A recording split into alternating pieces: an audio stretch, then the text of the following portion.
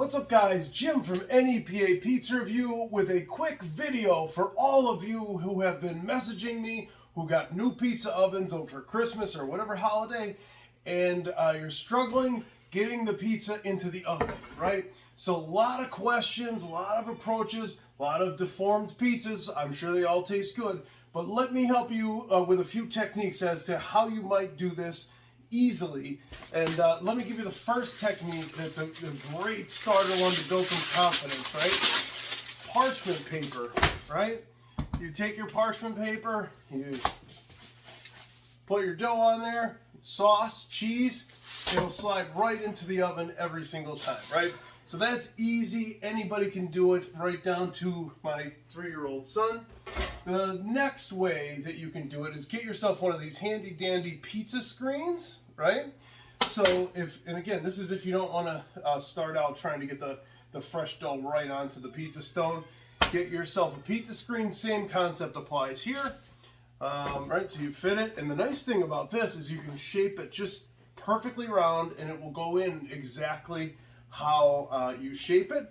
Then you make it sauce and cheese and top it and go right in the oven. The only thing I will say with this, don't apply pressure on the ladle or the spoon when you are putting the sauce on there. Otherwise, you're going to press the dough into the dimples and you'll have a risk of getting the dough stuck to it, and you'll get a hole in it when you go to kind of scoop it out of the oven, right? The other thing I like to do when you're using a screen is about 3 minutes in or so, after the heat of the stone has helped you to separate the pizza from the screen, take it off the screen, put it right on the stone, and that way you'll have the benefit of the crisping process here. So, although you won't get quite as crispy of a crust if you go ahead and do it this way, but it'll be very consistent results each and every time.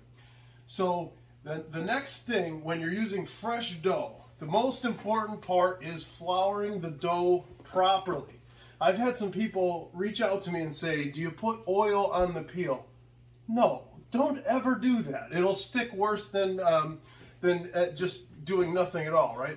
So the first thing you need to do is flour the dough properly. You know, most people use a bowl of flour. I like to work right on the bench here, right? And so you want to flour it properly. Now you don't want excess flour, but what you do want is no tacky spots, even after you do the bench work and you stretch it out, right? So after you get to this point, right, I'm feeling under here for any tacky spots, and there are none, right? So that's good. But the other thing you want to do is take a little bit of semolina and just dust the peel slightly. This will give you sort of a ball-bearing effect to slide the pizza right in the oven. No problem, easy and simple, right? So we put our dough on the peel, and the thing with fresh dough pizza, that the dough is now absorbing the moisture of the flour as you work here. So you're going to need to work fast when you're doing this, right? Get your sauce in, get your cheese, get your toppings on, and get it in the oven. Now, before you get it in the oven, you want to do your shaping after you get the sauce and the cheese on, right? And then you want to check to see if it's going to stick, right? So an old school way before, the age of germs might have been to go blow under it, and then you see that the air has gone all the way underneath. You can achieve the same effects by going like this, just sort of flipping up the edge. And if you see the air go all the way underneath, you know that you're ready to launch. And also you have a nice little air cushion to see how it's sliding around nicely, and then you can just go in like that.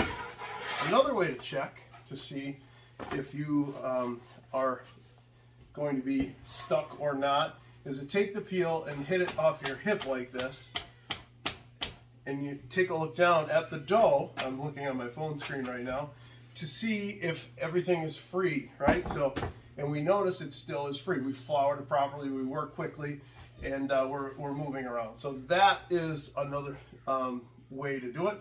And it's very simple when you're going in the oven. It's a bit of touch, right? So what you want to do is shake it all the way down to the end, get it onto the stone, right? And then it's not a shove, it's a sort of a pull back like that. Some people really have a lot of confidence and they'll give it a shove and a pull all in one motion. You can do that too after you get a feel for it. I think you're going to end up with a few pizzas that look like that though. Now, If all falls apart and you get it in the oven and it does still sort of do this to you, don't try to launch it. Don't try to put it in the oven. Just take it back out of the oven. Find yourself, not this pizza screen, but the serving pan, the pizza serving pan that is the same dimensions as this. You have your sauce and your cheese on it. Here's what you do with the serving pan, just to make sure that you can save this pizza. And so what you'll do is you'll sort of clamp it down. You'll go like this. You'll flip it over.